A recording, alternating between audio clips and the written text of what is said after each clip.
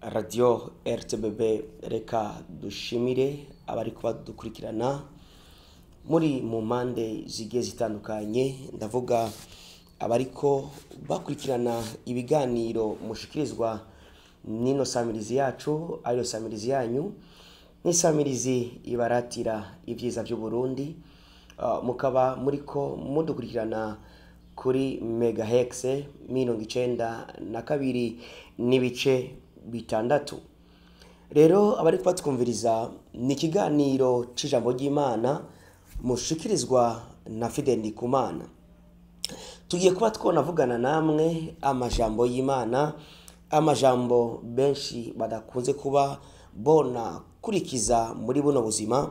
Ndavuga iyo umuntu yashimye umukobwa, hari ukungene abantu bakunze kuba bona gukunda ubwa mbere. Ibigaragara ijambo ry'Imana rinatubwira ati ngo mbere munamenya neza yuko ivyo kurukoba bihenda cyane. Muri Bibiliya hoho arimwo ijambo rivuga ngo munamenye neza yuko akazuru gahenda. Kino kiganiro c'ijambo ry'Imana reka mudukundire imbere yuko nshobora kuba none abasangiza ico umwami yaturungikanye muri kino kiganiro kugira ngo gifashe benshi cyane abariko bumviriza kino kiganiro. Data mwiza, ndagushimiye ukungene wemeye ko mbana n'abariko bumviriza kino kiganiro c'ijambo ryawe. Reka amahoro n'ivyo washatse yuko dukora, n'ivyo tuvuga tubikore tunabivuga tuguhesha icubahiro cawe mu izina ry'umwami Yesu Kristo, amen. Murakoze cyane bantu muri ko mwumviriza kino kiganiro. Hari ijambo umwami yaturungikanye kugira ngo tubabwire ico abantu bategerezwa kuba bona kora, n'ivyo abantu bategerezwa kuba bona shira imbere kubijanye no kuba umuntu yonakunda umuntu, n'icahe kintu umuntu ashobora kuba yonashira imbere. Mbe ushobora kuba wonashira imbere kubijanye n'umuryango avukamwo. Rero muri kino kiganiro c'ijambo ry'Imana hari amajambo menshi tuzogenda tuvugana dusangiza abakiri bato n'abakeneye kuba bona kubaka urugo, bamenye ico bashobora kuba bonashira imbere kugira ngo umuntu agire urugo rwiza, agire umuryango umeze neza, ifamiye ihesha icubahiro Kristo. Muri buno buzima bugiye butandukanye, hari ukungene abantu iyo biyumviye kuba bona rushinga bashobora kuba bona genzura canke se bakarondeza imiryango canke se amafamiye afise amafaranga. Ugasanga umuntu mu gihe ashobora kuba yo kwiyumvira kubaka urugo rwiwe, ashobora kuba yonaraba umuntu arehuku, uyu muntu asusuku, uyu muntu afise inzobe.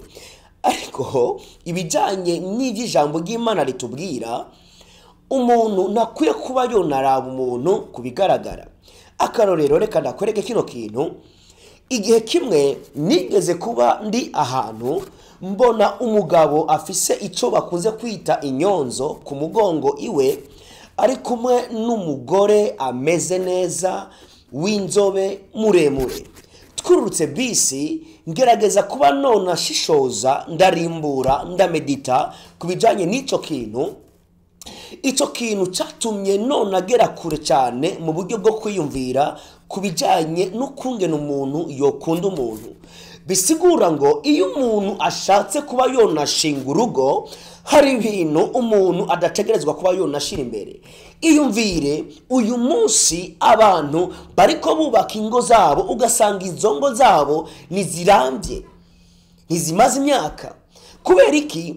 Bisigura ngo imbere yuko wewe ukunda umuntu, fata umwanya usenge, fata umwanya uvyereka Imana kugira ngo ubone yuko ugo rugo rwawe ari rwa rugo ijambo ry'Imana nk'uko bitubwira ngo ingo muri buno buzima busanzwe hano ku isi, urugo rugereranywa n'ijuru rito. Rero reka ndagusangiza ijambo rivuga ngo ingabire nziza iva ku Mana. Imana ishimwe. Ni ijambo rivuga ngo ingabire nziza iva ku Mana. Rero ngize icyo nonavuga kuri rino jambo umwami yaturungikanye ku bijanye n'ingabire, hari ukungene iyo umuntu azi yuko ari umuntu atekeye ingabire, biba ngombwa yuko ashobora kuba yonakunda umuntu kugira ngo anamuherekeze ku bijanye n'ivy'ingabire. Menya neza muntu uri kurumviriza kino kiganiro, harageze yuko wubaka urwawe, harageze yuko ushobora kuba wonakunda umuntu kugira ngo acike ingabire ku buzima bwawe. Erega reka nakubwire kino kintu, igihe cyose ubonye urugo ruteye imbere ku bijanye n'ibigaragara, ni kubera ko yashoboye gukunda umuntu, amukundisha umutima wiwe, mbere aranakunda ingabire iva mu ijuru. Hari ibintu abantu batamenya. Iyo ushatse kuba wo kubaka urugo, menya yuko wakunze umuntu ari ingabire ivuye mu ijuru. Imana ishimwe. Rero ugerageje kuba wona kumviriza rino jambo ndiko ndakubwira muri kino kiganiro cy'ijambo ry'Imana, menya neza, rengera icyo wewe ubonesha amaso. Akarorero, iyo umuntu akunze umuntu, abantu benshi bakunze gukritika, abantu benshi bakunze kuvuga ati ngo bivanye n'ukungene tumubona, bivanye n'ukungene tubona asa, bivanye n'ukungene yambara akanabegwa. Iyo yikundiye umuntu kumbure atari nk'ubugombe nk'ubw'abantu bavyifuza, abantu bagira amajambo menshi. Ariko reka nakubwire kino kintu, menya neza, iyo umuntu akunze umuntu, akunda ingabire ivuye mu ijuru. Nakubwire kino kintu, iyo umuntu yakunze umufasha, agafata n'umwanya wo gusenga, iyo uriko wiyumvira kubaka urugo rwawe, menya neza, ukunze nde, munze mu muryango umeze gute. Hari igihe abantu bubaka urugo bakisanga ako botera imbere ku bijanye n'ivy'ubuzima, ubuzima bukaja down, ubuzima bukamera nkaho umengo busubiye hasi. Ni kubera ko abantu batigera bamenya n'uwahe muntu nakunze, niyahe ngabire nakunze. Uyu munsi abantu baridoga ku bijanye n'ivy'ubuzima, ugasanga umuntu yubatse urugo rwiwe, ako yotera imbere, ako yobona umugisha ku bijanye n'urugo, hakisanga ubuzima bwiwe busubiye kuba bwoja hasi, kubera yuko abantu bakunda ibigaragara. Mu mwanya ndavasoma ijambo utaba wiyumvira ngo bino bintu ni bintu ariko yivugira. Ariko ndakubwira kino kintu, iyo ushatse kubaka urugo, menya neza yuko ushaka kuba wona saba Kristo aguhereze ingabire iva mu ijuru. Erega icyatuma ubwami bw'Imana bwaguka, icyatuma wakunga ubuzima bw'Imana ku buzima bwawe. Erega hari abantu bagerageza kuraba ingo z'abantu batekeye ubumana. Iyumvira kino kintu, abantu benshi bakunze kuba banavuga amajambo ngo twebwe tudasenga, ingo zacu zimeze neza, ngo twebwe tuje mu makoraniro ibintu bimeze neza. Ni kubera ko abantu batekeye Kristo mu buzima bwabo batamenya ukungene bikorwa mwisi imwe. Reka nakubwire kino kintu, mono ugiye no kubaka urugo rwawe, mono uri kuranyumviriza, kumbure bitariko bigenda neza ku bijanye n'urugo rwawe, ushobora kuba warakunze umuntu, icyambere wararavye umuryango avukamo. Bino bintu hari abantu bisanga bari mu buzima atari ubuzima rukristo, kubera yuko muri urwo rugo rwabo imbere yuko barushinga batafashe umwanya basenge. Ugakunda umuntu kubera yuko warabye mu maso hiwe ngo asa neza. Ariko reka nakubwira kino kintu, simvuze yuko utegerezwa kuba wona kunda umuntu asa nabi. Mbere muri Kristo ntawe usa nabi. Ijambo ry'Imana rirambwira ati ngo twese dusa n'ishusho ya Kristo. Rero rino jambo ndiko ndakubwira muri kino kiganiro cy'ijambo ry'Imana, ni ijambo rivuga ngo ingabire nziza iva ku Mana. Urashaka kuba wogira urugo rwiza, urashaka kuba wonagaragarisha ubumana mu rugo rwawe. Ijambo ry'Imana rirambwira ati ngo urugo hano ku isi rusigura ngo ni ijuru rito. Uyu munsi ingo zigiye zitandukanye nta mahoro bafise. uyu munsi ingo zigiye zitandukanye biraka kabiri zigasambuka. Ni kubera ko bamwe mu bandi bagerageje kuraba kubigaragara. Uri kurumviriza kino kiganiro, urashaka kuba kugwawe, reka nakubwira kino kintu. Ijambo ry'Imana rirambwira ati ngo akazuru karahenda.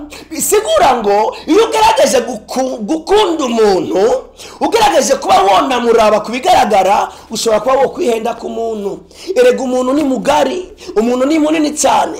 Uyu munsi abantu bagenda mu nkundo, mugabo ntugende indani bwina muri we, bishobora kuba vyona kugora bivanye no kungene utahura ibintu mu by'agakiza.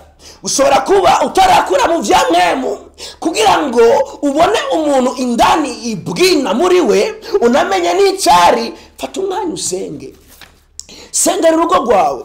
Urashaka kuba ku rugo, urashaka ingabire iva mu ijuru. Reka dusome mu Migani 31 ku murongo wa 29. Harimo amajambo ushobora kuba wonabona ukungene wona ronka ingabire iva kwa Kristo. Erega wonamenya yuko urugo ari ryo juru rito.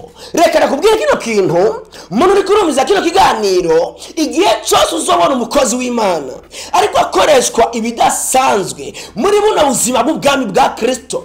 Erega mu rugo iyo bitagenze neza, n'ahandi ntibigenda neza. Reka nakubwira kino kintu, ushobora kubikuranyumviriza uri ku kazi. Erega n'umuyobozi wawe bishobora kuba bitariko bigenda neza mu rugo, akaza karira abantu ku kazi kubera yuko mu rugo bitameze neza. Rero mu Migani haratubwira amajambo meza ategerezwa kuba yona kwereka ukungene utegerezwa kuba wona tunganya urugo rwawe. Haravuga ngo ati hari abagore benshi. Imana ishimwe. Bisigura ngo hano ku isi abitwa abagore ni benshi cyane kandi bakora ibyiza. Hari abagore benshi bakora ibyiza ariko weho urabarusha bose. Imana ishimwe. Bivuga ngo muri buno buzima tuba turimwo, ngo hari abagore benshi kandi bakora ibyiza, ngo ariko we mugore wiwe cyangwa se umugore wawe, umufasha wawe akora ibyiza kubasumba. Bisigura ngo hari abagore benshi mugabo ngo ingabire zitandukanye. Menya neza umugore wawe mubana ni ingabire ku buzima bwawe. Waramenye ukungene bashobora kuba bonarondera ingabire. Reka dusome ku murongo wa 30. Haravuga ngo ni mu Migani 31 uhereye ku murongo wa 29. Ku murongo wa 30 haravuga ngo akazuru gusa karahenda, n'ubwiza bwo ku rukoba ntacyo bumaze. Ngo ariko umugore yubaha uhoraho niwe ashimwa. Imana ishimwe. Ijambo rirambwira ngo ariko ngo akazuru karahenda. Ngo ugerageje kuba wonaraba ubwiza bwo ku rukoba, ushobora kuba woba uri kurihenda. Ariko ngo umugore yubaha Imana ashimwa n'Imana, uwo ni wo mugore. Uri kurumviriza kino kiganiro, urashaka kuba wonahura n'ingabire iva kuri Kristo. Hari abagore benshi beza bakora ibyiza, ngo ariko uwawe arabarusha. Urashaka kuba wogira urugo rwiza, warigeze kuba warakunze kubigaragara ariko niwakunda umuntu indani ibwina. Urashaka kuba wonagira urugo rwiza, aho abantu bazokugendera mu rugo rwawe bakumva yuko urwo rugo rwawe ariko juru rito hano ku isi. Ngo ubwiza bwo ku rukoba burahenda cyane, ngo n'akazuru karahenda cyane. Bisigura ngo ubwiza bwo ku rukoba bugaragara butotuma wonahusha umugisha wawe. Ngo ariko ngo umugore mwiza, my God, yubaha Imana, abantu bose bamubonye bakabona Imana muri we. Iyo bakugendeye ukabaganiriza amajambo y'Imana, bigatuma n'umugabo mu rugo iyo kumva yuko urugo rwiwe ari juru rito. Kugira ngo ushobore kuba wonaronka uwo mushobora kuba mwona kubakana urugo, ni benshi kandi ni beza babikora neza, ariko umenye neza kuba wonatora umwe muri bo ashobora kuba yonabikora neza. Uriko uratwumviriza, uri mu rugo rwawe, uriko uratwumviriza mwarubatse urugo, menya neza yuko uwo mugore nyene mubana uwo niwe abikora neza, kandi atawundi ashobora kuba yonabikora neza nk'uyo mubana. Rero turabwira bano bantu bari kubatwumviriza, muriko mutegura kuba mwona kubaka ingo zanyu, nukaraba umuntu umurabire kubigaragara, ariko ufata umwanya unabisengere kugira ngo umenye umugore mwiza. Ni gute ushobora kuba wonaronka umugore mwiza? Ijambo ryatubwiye ati ngo umugore yubaha Imana, umugore yama ari ku mavi ya Kristo asenga, uwo ni wo mugore mwiza. Reka ndababwire yuko twariko tuvugana ijambo rivuga ngo ingabire nziza iva ku Mana. Twariko dusoma amajambo dusanga mu Migani 31 uhereye ku murongo wa 29. Hari harimwo amajambo meza. Imana niyo ishobora kuba yonatanga ingabire nziza. Urashaka kuba wo kubaka urugo rwiza, reka ufate umwanya ubisengere. Imana itanga ingabire nziza, kandi ingabire iva ku Mana. Mwariko mushikirizwa kino kiganiro n'umusavyi w'Imana Fidel Ndikumana, mbana namwe mu kiganiro mwama mushikirizwa n'isamirizi ibaratira ibyiza by'u Burundi kuri megahertz 92 n'ibice bitandatu. Reka ndanababwire yuko watuma amajwi abashikira ni Natanduzwe n'Imana.